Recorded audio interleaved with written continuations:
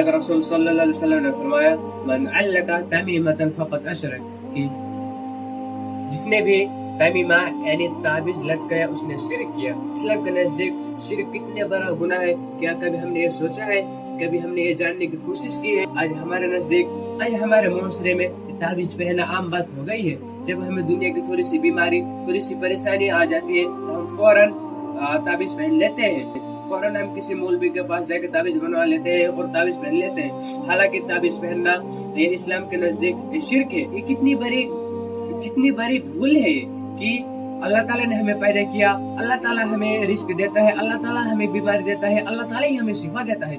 भला ये ताबीज हमें शिफा किस तरह दे सकता है कि हमने कभी ये तसव्वुर किया जो खालिक ने हमें पैदा किया, जो रब ने हमें पैदा किया, वो रब को छोड़कर हम इस ताबीज पे भरोसा करें? आखिर हमारा कैसे ईमान है, आखिर हम कैसे मुसलमान है कि हम इस ताबीज पर भरोसा करें, अल्लाह को छोड़कर इस ताबीज पर भरोसा करें? मेरे भाइयों, इस्लाम के नजदीक ये बहुत बड़ा गुनाह है, ये शिरक है। और ये कभी शिरक असगर भी हो सकता है, कभी शिरक अकबर भी हो सकता है। शिरक असगर कब होगा?